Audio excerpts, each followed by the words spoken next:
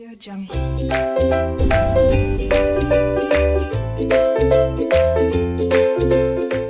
Hello दोस्तों, स्वागत है आपका हमारे चैनल निमोनिक्स की दुनिया पर। और हम लेकर आए हैं टिप्स एंड ट्रिक्स सीरीज़ के 4th वीडियो को। जैसा आप जानते हैं, मैं हूं सीए नीलेश पुरोहित और मैं हेल्प करूंगा आपको आपके प्रॉब्लम को सॉल्व करने में। जानते हैं आज का हमारा क्वेश्चन क्या है। तो आज का हमारा क्वेश्चन है टाइम मैनेजमेंट। क्या आप उनमें से हो जो पढ़ने के बाद भी कॉन्फिडेंट फील नहीं करते हैं, या क्या आप उनमें से हो जो अभी भी खुद को अंडर एस्टिमेट कर रहे हैं, या फिर क्या आप उनमें से हो जिनके आसपास के लोग ये कह रहे हैं कि अगर तुमने 1.5 डे में पढ़ाई नहीं की, सब्जेक्ट को कवर नहीं किया, तो तुमको चीज़ें एग्जाम में याद नहीं रहेगी। तो ये वीडियो आपके लिए है एंड बने रहना वीडियो के एंड तक। फर्स्ट ऑफ ऑल तो ऐसा हम होने नहीं देंगे एंड सेकेंडली ऐसा है भी नहीं। चलते हैं हमारे डायरेक्ट सॉल्यूशंस पर।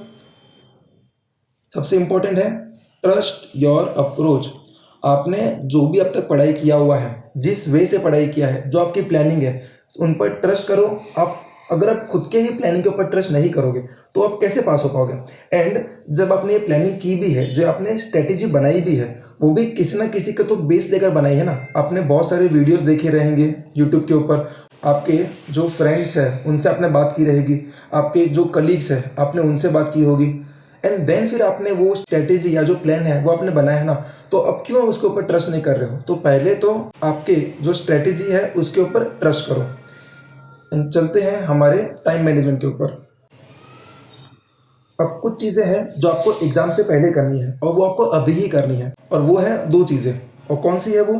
फर्स्ट है which topic you will start in your 1.5 day. हम बात कर रहे हैं 1.5 डे की, मतलब अब मेरा पेपर आज ख़त्म हो गया है एंड जो नेक्स्ट पेपर चालू होने वाला है उसके बीच में जो हमारे पास टाइम है, मैं बात कर रहा हूँ आपको स्पेसिफिकली उस टाइम पीरियड की।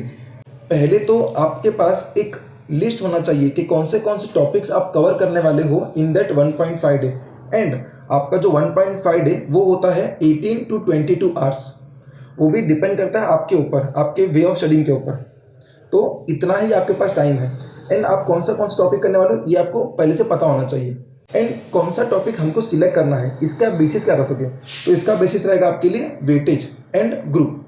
मतलब कि मान लो अगर आप ऑडिट देख रहे हो तो ऑडिट में हमको पता है कि जो एसेज है वो बहुत इंपॉर्टेंट है, वो हमेशा आते ही हैं, वो भी 30 मार्क्स के आते हैं। एंड ये जो एसेज का पूरा क्लस्टर है ये बहुत इंपॉर्टेंट है। या फिर एसेज के अंदर में भी जो आपके पास सीरीज़ है, जैसे 500 की सीरीज़ हो गई या 300 की सीरीज़ हो गई, ये बहुत इंपॉर्टेंट सीरीज़ है।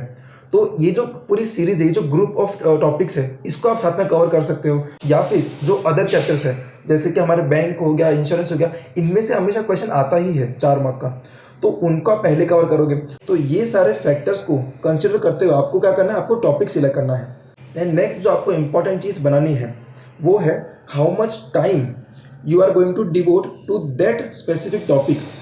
अभी जब आप वो चीज़ को पढ़ रहे हो तो आप अभी ही इसको प्लान कर लो कि मैं एग्ज़ाम के 1.5 डे में कौन से चीज़ को कितना टाइम डिवोट करने वाला हूँ। जैसे हम लोग अगर एग्जांपल लेते हैं कॉस्टिंग का, तो कॉस्टिंग में पहले तो समझ लो कि हमारे पास बहुत सारे टॉपिक्स है, मार्जिनल कॉस्टिंग है, ट्रांसफर प्राइसिंग है, स्टैंडर्ड कॉस्टिंग है। तो इनमें से कौन से टॉपिक को हम कितना टाइम डिवोट करने वाले हैं। जैसे एग्जाम्पल लेते हैं कि जो ट्रांसफर प्राइसिंग है, ट्रांसफर प्राइसिंग को हम देने वाले हैं 2 आवर्स, ठीक है।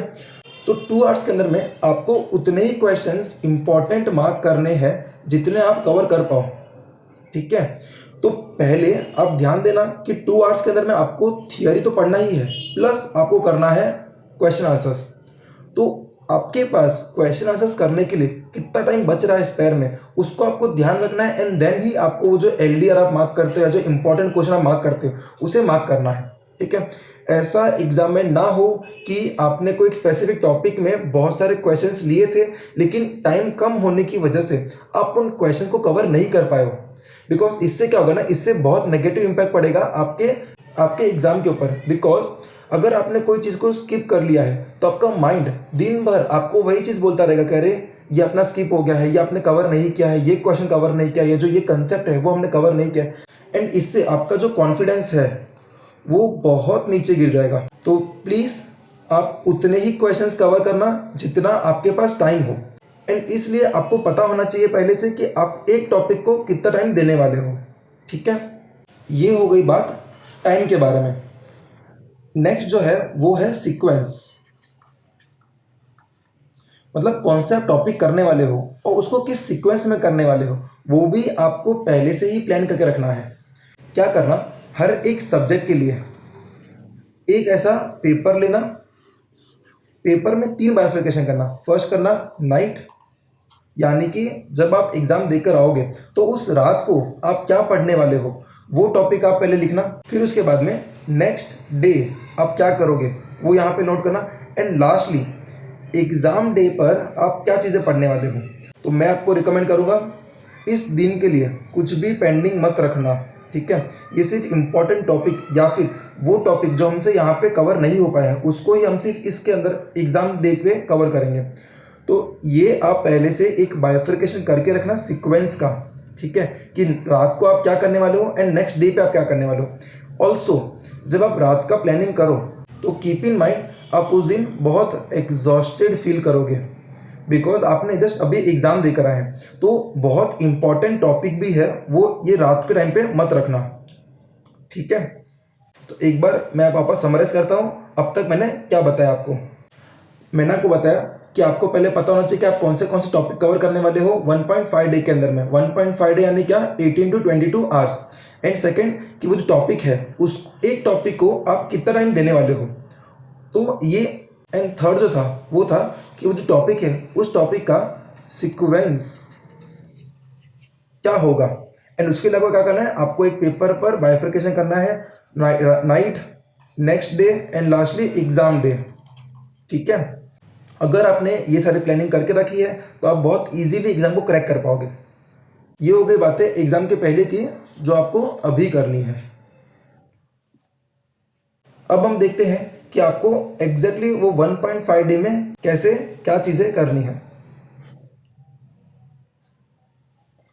तो पहले मैं उम्मीद करूंगा कि आप अपने घर पहुंच चुके हैं 6 से 7 बजे तक। देखो 5 बजे आपका एग्ज़ाम ख़त्म होगा।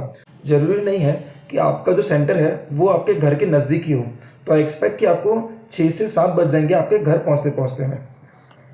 तो घर आकर क्या करना है ना, सबसे पहले आपको रेस्ट करना है। डायरेक्टली पढ़ने मत बैठना। आपका जो ब्रेन है बहुत थका हुआ है, एग्जॉस्टेड फील कर रहा है, तो पहले तो थोड़ा रेस्ट कर लेना।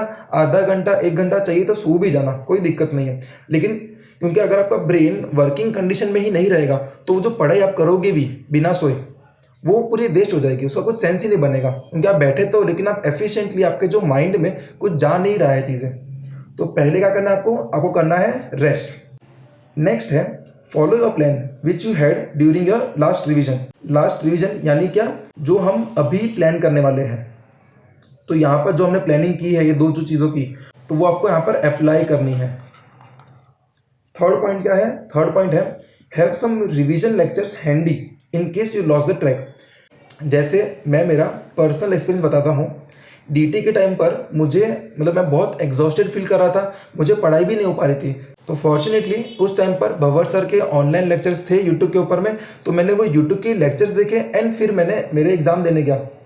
तो आप भी अभी से अपने लिए एक बैकअप क्रिएट करके रखो कि इनकेस अगर आपको पढ़ाई नहीं हो रही उस दिन, बिकॉज हमको नहीं पता है कि आपका एग्ज़ाम कैसे जाने वाला है, आगे क्या कॉन्सिक्वेंसेस आ सकते हैं उनके। एक खराब पेपर का जो इम्पैक्ट है वो आपके नेक्स्ट पेपर पर पड़ता है।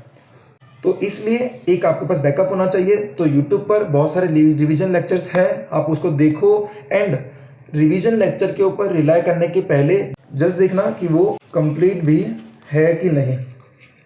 नेक्स्ट पॉइंट है have healthy diet and be away from social media.